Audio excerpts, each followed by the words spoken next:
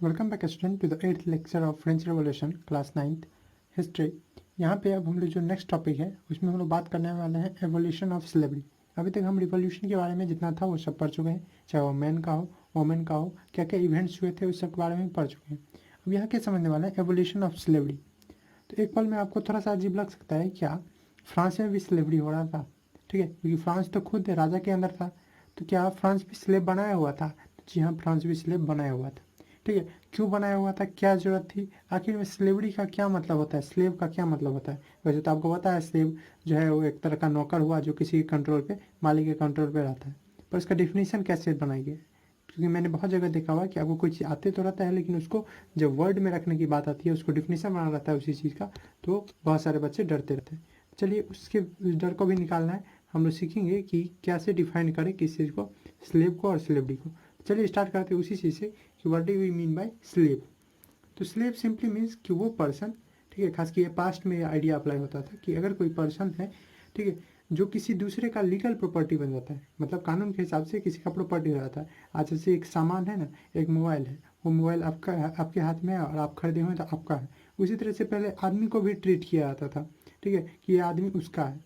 ठीक, आज हम लोग जानते हैं कि एक आदमी जो है अपने में आज़ाद है, इक्वल है, सबके सामने इक्वल है और वो आज़ाद है, वो किसी का प्रॉपर्टी नहीं है। पहले ये लगता था कि पर्सन जो था, कोई पर्सन भी एक दूसरे का लीगल प्रॉपर्टी हो जाता था, तो इसी चीज़ को बोलते हैं slave. A person who is the legal property of another person, who is the legal property, अगर वो लीगल प्रॉपर्टी कानूनी रूप से प्रॉपर्टी हो जाए ऑफ अदर पर्सन, दूसरे पर्सन का या अनदर पर्सन, ठीक है, और वो उसको फोर्स करे, वो जिसका ये आदमी वो फोर्स करे उसको क्या चीज़ करने के लिए, टू ओबे देम, उनको ओबे कराने, ठीक है, जो करवाना है वो करवा सकता था स्लेव से, ठीक, कुछ भी। जी हाँ, ठीक, समझे आप, कुछ भी। ओके, अब स्लेवरी क्या है? तो स्लेवरी यही सिस्टम जो है इसी को बोलते हैं स्लेवरी। स्लेवरी सिंपली मीन्स कि एक सिस्टम जिसमें जैसे कोई सामान पे प्रिंसिपल लगता है, कोई लॉ लगता है कि चलो सामान को 2 रुपये में बेचेंगे, 2 रुपये में खरीदेंगे, आज मेरे पास है कल तुम्हारे पास चला जाएगा, तो इसको बोलते हैं प्रिंसिपल ऑफ ऑब्जेक्ट्स, ठीक है, ऑब्जेक्ट्स का प्रिंसिपल।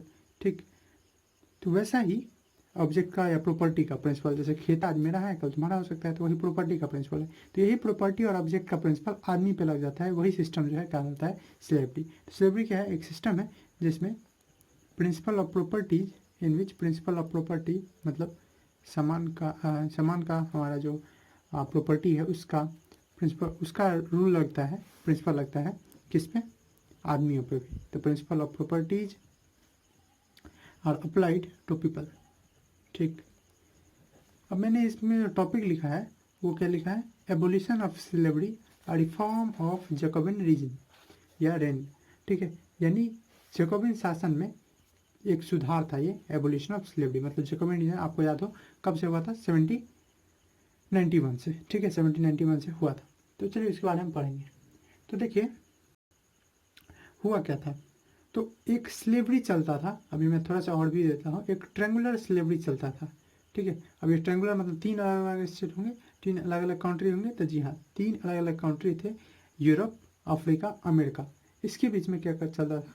Triangular slavery. इसी के बारे में हम लोग डिटेल में पढ़ेंगे, ठीक है। ये 17th सेंचुरी में स्टार्ट हुआ था। अब क्या जरूरत पड़ गया था जो स्टार्ट करना पड़ा स्लेवरी, उसके बारे में पढ़ेंगे, जरूरत क्या था, ठीक है। तो पहले आप समझ लीजिए कि स्लेवरी सिस्टम जो था, ठीक है, और मैं लिख ही दूँ directly, triangular slavery system. Triangular समझ लीजिए ना, ट्रेंगल में 3 वर्टेक्स होता है, उसी से लिया हुआ है। Triangular slavery system was continued या वाज स्टार्टेड, बिगिन हुआ था, शुरू हुआ था इन 17th सेंचुरी। कितने में? 17th century. 17th सेंचुरी समझे ना आप, एक पीछे यानी 16 समथिंग। 17th सेंचुरी किसमें? Between Africa, America and Europe. आप समझते हैं, मैप पे भी आप देख सकते हैं कि क्या है, तीनों एक ही साथ हैं, एक अगल बगल के हैं, between Africa, America and Europe. Africa और अमेरिका एंड यूरोप। और शुरू से ही और अभी भी अफ्रीका वाले जो है वो अक्सर देखे गए हैं कि वो बहुत ज़्यादा पीछे है अभी भी, ठीक है, Africa and America and Europe. यही कारण है कि यहाँ से ही यूरोप अफ्रीका से ही, ठीक, क्या करता था, स्लेव को लाया जाता था। क्या, उसके बारे में हम लोग पढ़ेंगे, ठीक। अब फ्रेंच की कॉलोनी थी, जी आप ठीक सुने, आपको अगर कॉलोनी का मतलब पता हो तो आपको थोड़ा अजीब लग रहा होगा कि फ्रेंच का भी कॉलोनी था क्या? जी हाँ, कॉलोनी सिंपली मीन्स कि एक जैसे आपके अगल बगल में जो जो है उसको आप कॉलोनी बोलते हैं ना एक साथ। कॉलोनी मीन्स कि आपका एरिया, ठीक है। तो आप फ्रेंच कॉलोनी बोल रहे हैं मतलब फ्रेंच का एरिया। आप अगर किसी दूसरे के जगह पे रह रहे हैं और आप उसके एरिया को ऑक्यूपाई किए हुए हैं, बोल रहे हैं कि मेरा जगह है, उसी को कॉलोनी कहते हैं। जैसे ब्रिटेन की कॉलोनी एक टाइम में हम रह चुके हैं, ठीक है, यानी इंडिया रह चुका है, तो उस चीज़ को कॉलोनी बुलाता है। अब फ्रेंच के पास भी कॉलोनी था, क्योंकि फ्रेंच तो खुद रहता था किसके अंदर, राजा के अंदर। तो जी हाँ, राजा के अंदर था ना, और राजा पावरफुल था। ऐसा थोड़ी ना था कि लुई 16 में खत्म हो गया शासन, पर ऐसा नहीं था कि पहले से फ्रांस कमज़ोर था। आपको याद हो तो फ्रांस तो मदद किया था 13 ठो अमेरिकन जो कॉलोनी था उसको आज़ाद कराने में ब्रिटेन से। तो यस, इसके पास भी बहुत सारे क्या थे, कॉलोनी। उनमें से 3 कॉलोनी जो थे उसके बारे में अभी हम लोग पढ़ेंगे। उसमें मार्टिनिक, ठीक है, ग्वाडेलोप एंड सेंट डोमिंगो, ठीक। तो इनके कॉलोनी थे, फ्रेंच कॉलोनी। अब इसके बारे में क्यों पढ़े, आपको थोड़ा थोड़ा धीरे धीरे आपको पता चलेगा क्यों। क्योंकि यहीं पे स्लेवरी सिस्टम जो था कुछ इधर के ही घूमता था। तो फ्रेंच कॉलोनीज थे, ठीक है, कॉलोनीज थे कौन कौन, तो थे वो मार्टिनिक, मार्टिनिक, ग्वाडेलोप, ग्वाडेलोप और सेंट डोमिंगो एंड उसके साथ कौन था, सेंट डोमिंगो, ये थे। और ये कॉलोनी जो थे, ये 3 कॉलोनी खास के, ये क्या करता था, तो ये सप्लाई करता था किस चीज़ को, सप्लायर्स ऑफ कमोडिटी, मतलब जो सुख वाले चीज़ है, सुख वाले चीज़ मतलब, ठीक है, जैसे कोई पेय पदार्थ है, कहने का मतलब कॉफ़ी है, टी है, ठीक, टोबैको है, इस सब चीज़ का सप्लायर था ये सब रीजन। इंडिको है, ये सब चीज़ का सप्लायर कौन था, यही जो कॉलोनी होता था उसमें पॉपुलर नाम कौन था, मार्टिनिक, ग्वाडेलोप एंड सेंट डोमिंगो, ये तीनों था। अब यहाँ पे देखिए ये जो है ना, आप देखेंगे अगर तो ये इक्वेटोरियल रीजन है, इसीलिए यहाँ पे प्लांटेशन मतलब खेती भी बहुत अच्छा होता है। आपको पता होगा इक्वेटोरियल रीजन कहते हैं जो इक्वेटर के पास हो, तो वहाँ पे धूप भी अच्छा पड़ता है, डायरेक्ट सनलाइट पड़ता है। ज्योग्राफी का थोड़ा मोड़ा बेसिक है, तो सनलाइट भी अच्छे से पड़ता है, इसलिए खेती भी अच्छी होती है। लेकिन यहाँ पे जाना जो था वो यूरोप वाले को मंजूर नहीं था, क्योंकि वो उनके लिए दूर पड़ जाता था और अनफेमिलियर लैंड था, मतलब उनको बहुत घर से दूर जाना पड़ता था, इसलिए नहीं जाना चाहते। इसीलिए किस चीज़ का जरूरत पड़ा, स्लेव का, ठीक है। तो यहाँ आता है नीड्स ऑफ स्लेव, स्लेव का जरूरत क्यों हुआ। तो पहला चीज़ तो ये था कि मान नहीं रहे थे, ठीक है, डिनाई बोल सकते हैं, या एक इंग्लिश बहुत अच्छा वर्ड है रिलक्टेंस, ठीक है, यानी डिनाई करना, ठीक, नहीं मानना। Reluctance of European workers, European worker का डिनाइंग रिलक्टेंस कि हम नहीं जाएंगे अनफेमिलियर या अननोन लैंड पे, जहाँ हम नहीं जानते हैं उतना दूर हम लोग नहीं जाएंगे, ठीक है। बहुत सारे रीज़न है, कोई अपना जब काम खोजता है या काम करने जाता है तो बहुत सारे अपने रीज़न होते हैं, उस हिसाब से वो कोई काम करता है। तो इनका ये सबसे था कि उसको फैमिली से उतना दूर रहना पड़ेगा, ठीक है, और वो उसके बारे में जानते भी नहीं थे, वोलेंट सब के बारे में, इसीलिए। तो reluctance of European European to work on unfamiliar land, ठीक है, unfamiliar land at at distant, ठीक है, मतलब दूरी पे, बहुत दूरी पे काम करना, ठीक है, वो भी ऐसे लैंड पे जो नहीं जानते, अपने आसपास के लैंड तो जानते भी हैं, उसको नहीं जानते, ये उनको पसंद नहीं था, इसलिए स्लेव का जरूरत था। क्योंकि स्लेव को तो जो करवाना चाहे वो करवा सकते हैं, क्योंकि वो तो एक तरह का प्रॉपर्टी है, प्रॉपर्टी तो कुछ बोलता नहीं है हमारा। दूसरा जो चीज़ था वो ये कि जब कोई चीज़ प्रोड्यूस होता रहता है, खास के कॉफ़ी, टी, टोबैको और इंडिको, ये सब तो अमीरों का शान है। तो इसका जो आपको याद होगा तो 23 से 28 मिलियन पॉपुलेशन बहुत जल्दी ही राइज कर गया था, ठीक है, 715 से 1789 तक। तो इस बीच में जब पॉपुलेशन इतना राइज किया था तो ऑफकोर्स इसके लिए डिमांड भी क्या किया होगा, राइज। अब इसका डिमांड अगर राइज कर रहा है मतलब इसका प्रोडक्शन भी होना चाहिए, और प्रोडक्शन करने के लिए यहाँ वाले लेबर है नहीं, तो उसके लिए भी किसका जरूरत पड़ा, स्लेव का। तो दूसरा इसका नीड लिख सकते हैं, टू मीट द डिमांड, ठीक है, डिमांड को मीट करने के लिए, पूरा करने के लिए, पूर्ति करने के लिए, टू मीट द डिमांड या growing demand of the commodities, आपके सामान सब जैसे टी, कॉफ़ी, चाय, शुगर, इस सब को पूर्ति करने के लिए, ठीक है। और of course third main reason आता है टू अर्न मनी, ठीक है। और यही कारण है कि आसपास के जितने से जहाँ जहाँ ये सब चलता था स्लेवरी सिस्टम, जिसके बारे में पढ़ेंगे, वो सब पॉपुलर भी हो गए, क्योंकि यहाँ पे ऐसा ऐसा चीज़ मिलता था। ओके, तो हम लोग फिर से आते हैं ट्रेंगुलर स्लेब पे। तो ट्रेंगुलर स्लेब जैसे मैंने आपको बता दिया, तो 3 अलग अलग, आपको फिगर नहीं दिखा होगा, ट्रेंगुलर स्लेब चलता किसके बीच में था, यूरोप, अफ्रीका एंड अमेरिका। अब स्लेब ट्रेड जो था वो होता ऐसे था कि फ्रेंच के जितने मर्चेंट होते थे, ठीक है। मर्चेंट आप जानते हैं व्यापारी, जो सामान को या कोई उस टाइम में स्लेव को भी, क्योंकि स्लेव भी तो सामान ही माना जाता था, तो वो लोग जो फ्रेंच के मर्चेंट थे, ठीक है, पहले आप सुन लीजिए, मैं उसको लिख भी दूंगा। फ्रेंच के जो मर्चेंट थे वो बॉर्डेक्स, ठीक है, बॉर्डो इसको पढ़ा जाता है, बॉर्डो और नेंस, ठीक है, इसको आप देख लीजिए, इसको बॉर्डो पढ़ते हैं, भले ही आपको बीडेक्स जैसे लगे, पर इसको पढ़ते हैं बॉर्डो, बॉर्डो एंड नैन, या इसको नॉन पढ़ते हैं, ठीक है। नैन से ये अफ्रीकन पोर्ट्स पे, ये पोर्ट्स है, ठीक है, पोर्ट समझते हैं ना, जो समुद्र के आसपास वाला रहता है। तो जो फ्रेंच मर्चेंट है, फ्रांस के जो व्यापारी है, वो फ्रेंच मर्चेंट क्या करते थे, ये लोग यहाँ से, यानी अपने ही जो फ्रांस में प्रोडक्ट्स और नैन था, वहाँ से कहाँ जाते थे, तो वहाँ से जाते थे अफ्रीकन कोस्ट पे। मैं इसको बाई कॉमा दिखा दे रहा हूँ, जिसका मतलब आप, मुझे उम्मीद है मैं बोल रहा हूँ तो आप समझ जाएंगे क्या मतलब है, कि जो फ्रेंच मर्चेंट थे वो जाते थे प्रोडक्ट्स और नेन्स पोल से, जिसको बॉर्डो और नॉन बोला जाता है, वहाँ से कहाँ जाते थे, अफ्रीकन कोस्ट पे। और अफ्रीका से ही क्या होता था, स्लेव आता था, तो अफ्रीकन कोस्ट पे जाते थे, ठीक। अफ्रीकन कोस्ट पे जाने के बाद ये क्या करते थे, अफ्रीकन कोस्ट पे मर्चेंट्स जो थे वो बाय करते थे, खरीदते थे, क्या चीज़, स्लेव, समझिए, सामान जैसे खरीदा आदमी को, स्लेव किससे, फ्रॉम लीडर्स, जो लीडर्स होते थे किसी ऑर्गेनाइजेशन का। आपके बुक में एनसीईआरटी में अगर आप देखेंगे तो शायद चीफियन लिखा हुआ है, ठीक है। चीफियन सिंपली मीन्स किसी चीज़ का जो चीफ होता है, हेड होता है, वही चीज़, ठीक। तो चीफियन वहाँ से खरीदा जाता था, किसी भी डिपार्टमेंट का, किसी ऑर्गेनाइजेशन का हेड जो होता है उसी को चीफ बोलते हैं, चीफियन। तो उससे वो लोग क्या करते थे, खरीदते थे। अब एक बार जब स्लेव खरीदा जाता था, ठीक, उसके बाद क्या किया जाता था, स्लेव को सामान की तरह पैक किया जाता था शिप में, स्लेब्स वेयर पैक्ड, स्लेब्स को पैक किया जाता था, ठीक। किस में, तो स्लेब को पैक किया जाता था किस में, शिप में। और पैक करने से पहले अपना निशानी भी छोड़ा जाता था कि ये मेरा स्लेब है। तो कैसे, तो वो होता था कि मान लीजिए, जैसे आप देखे होंगे कि सांड जो होता है, ठीक, उस पर क्या किया जाता है, उसको दाग के उस पर चिन्ह लगा दिया जाता है। उसी तरह से आदमी को भी पहले किया जाता था, मतलब कि उस वो आदमी किसी खास व्यापारी का है, किसी खास मर्चेंट का है, इस चीज़ को दिखाने के लिए वो लोग क्या करते थे, तो उसके पीठी पे या कहीं शरीर पे एक निशाना लगा देते थे जला हुआ का, ठीक है। उसका मतलब वो बॉडी पार्ट थोड़ा जला देते थे लोहा से, जैसे कि ये पता चले कि ये इस व्यापारी का है, एक खास सिंबल बना दिए। तो symbols, slips were packed into ships. और यहाँ से इनको 3 महीना का एक यात्रा करना आता था, 3 महीना का एक ट्रेवलिंग था इनका, ठीक। तो स्लेब को पैक किया जाता था, उसके बाद 3 महीने का 3 मंथ लॉन्ग वर्क होता था इनका, ठीक है, लंबा सफ़र होता था, ठीक।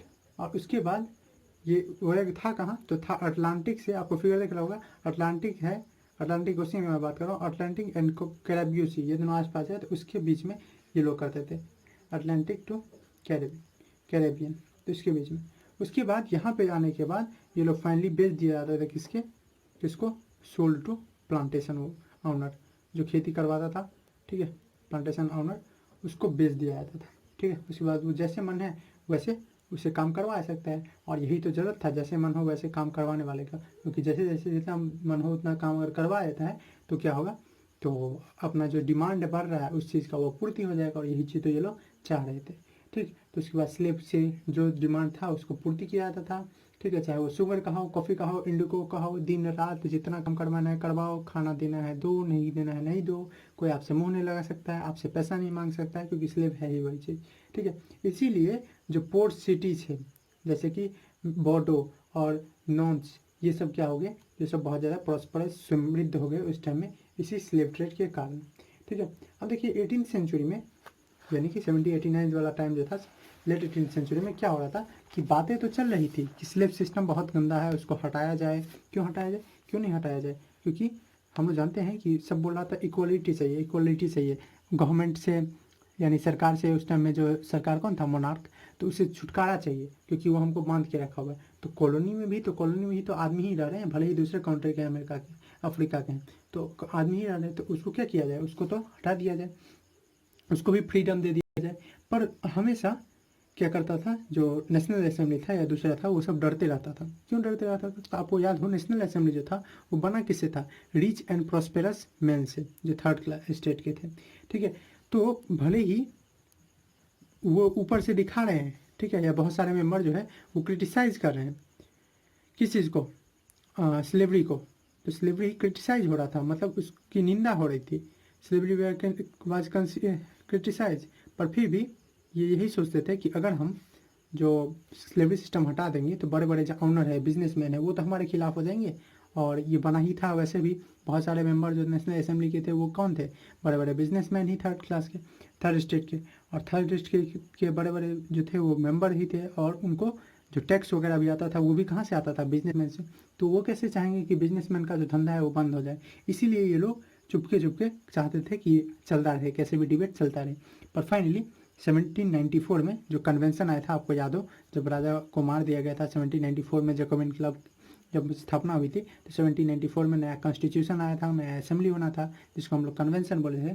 तो वो आके स्लेवरी सिस्टम जो था हटा दिया। ठीक है, पर यह मत समझिए बहुत दिनों के लिए, 10 साल बाद फिर से नेपोलियन बोनापार्टे आए और फिर से स्लेवरी शुरू कर दिया। तो क्या कभी स्लेवरी सिस्टम खत्म हुआ या ऐसे ही चलता रहा, बंद हुआ, चलता रहा, बंद हुआ? तो जी हाँ, खत्म हुआ। 1848 में फाइनली ये खत्म हो गया। तो मैंने इसीलिए बोला था आपको डेट रखना, इसमें याद रखना बहुत आसान है। आपको याद हो जब फांसी दी गई थी तो वो भी बहुत रिलेटेबल था, दोनों में, फांसी देने वक्त और जब अटैक किया गया था। तो एक 92, एक क्या था 1792 था, एक 1793 था। 21 जुलाई की बात है दोनों।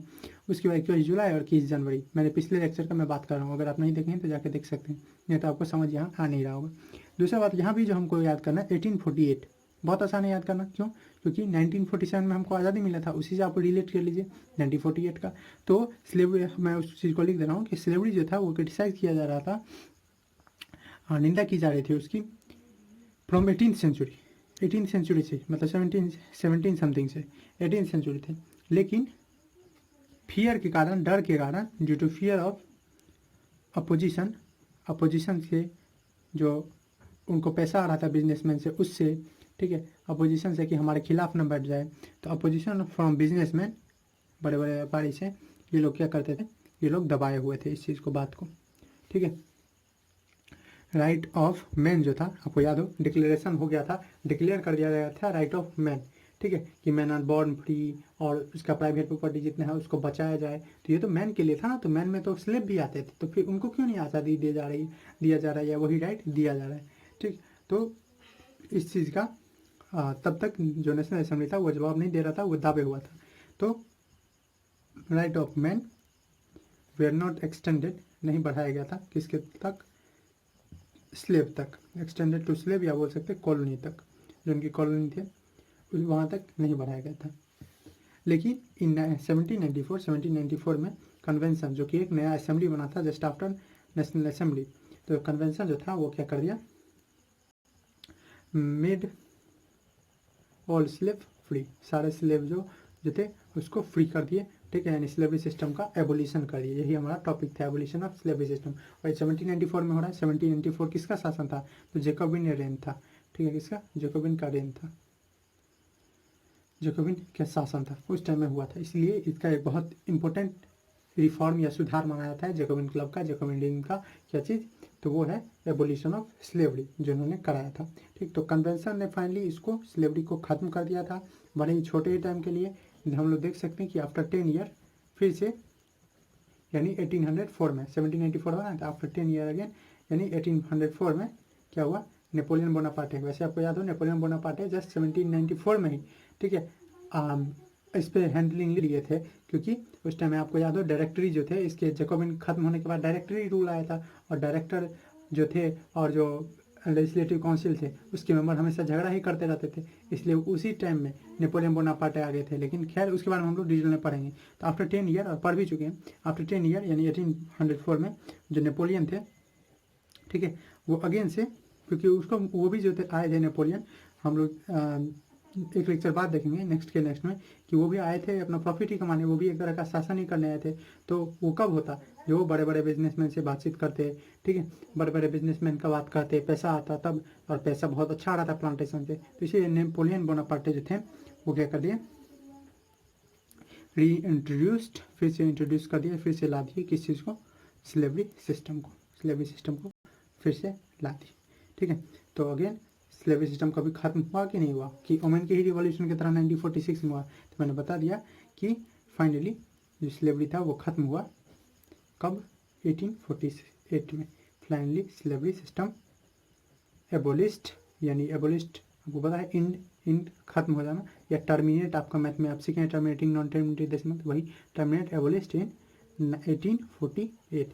तो ये चीज़ हमको पढ़ना था इस टॉपिक में कि कैसे स्लेवरी जो था वो एबोलिश किया गया फ्रांस में, ठीक है, और कहाँ स्लेवरी सिस्टम था। तो मुझे उम्मीद है आपको ये लेक्चर सही लग रहा होगा, अच्छा लगा होगा, ठीक है। आप इसको लाइक कर सकते हैं, शेयर और सब्सक्राइब कर सकते हैं चैनल को। Thanks for watching.